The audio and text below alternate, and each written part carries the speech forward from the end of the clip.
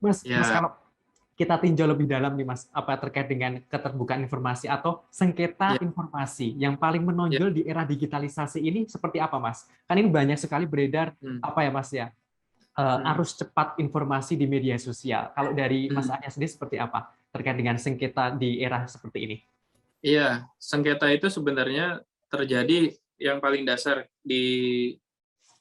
perlu diketahui kita.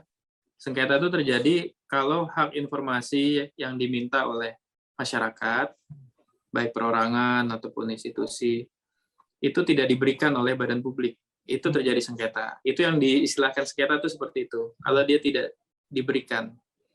Nah, pemahaman tentang informasi mana yang harus diberikan atau tidak boleh diberikan atau dikecualikan bahasa undang-undangnya, itu harus diketahui juga oleh badan publik.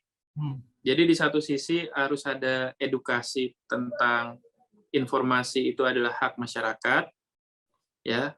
Di sisi lain harus ada edukasi tentang informasi mana yang harus diberikan Hmm.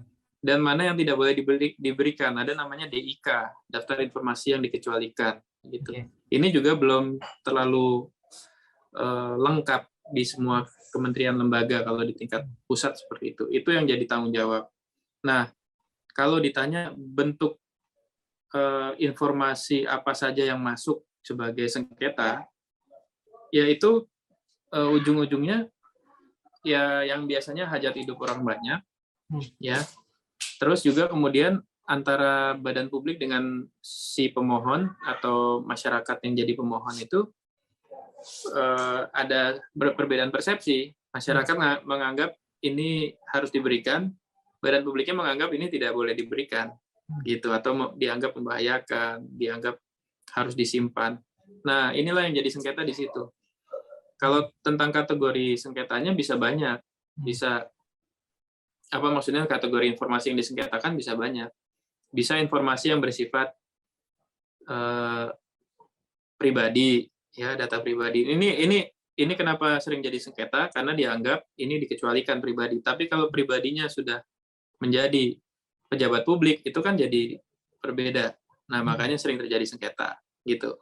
Terus kemudian ada kepemilikan. Ya, kepemilikan ini juga seperti itu. Biasanya ada kepemilikan, contoh misalnya tanah, ada sertifikat yang ada di dua tempat berbeda. Ya kan gitu, itu masuk informasi. Antara badan publik yang ingin menjaga karena itu sifatnya pribadi, sementara masyarakat menganggap itu harus diperjelas milik siapa, misalnya seperti itu. Itu kan sering terjadi. Jadi kepemilikan pribadi yang publik itu juga ada ada concern. Terus kemudian ada yang sifatnya akuntansi, keuangan, ya kan? Masyarakat ingin sekali ada keterbukaan, di sisi yang lain badan publik kan belum tentu seterbuka itu atau siap untuk terbuka sampai satuan berapa misalnya seperti itu. Ada lagi yang sifatnya layanan informasi. Ini bisa jadi masalah ketersediaan, masalah kecepatan respon, bisa juga karena kita ada waktunya kan, ada length of time untuk pelayanan. Di undang-undang itu ada waktu 10 hari plus 7 begitu.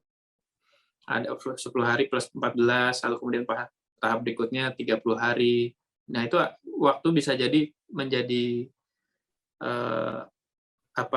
terhitung sangat sempit bagi mereka yang tata birokrasi layanan informasinya belum rapi. Sehingga mereka offside, misalnya begitu, lewat dari batas waktu. Mereka akhirnya terkategori sengketa karena masyarakatnya mengadukan ke KIP. Terima kasih sudah nonton. Jangan lupa like, subscribe, dan share ya.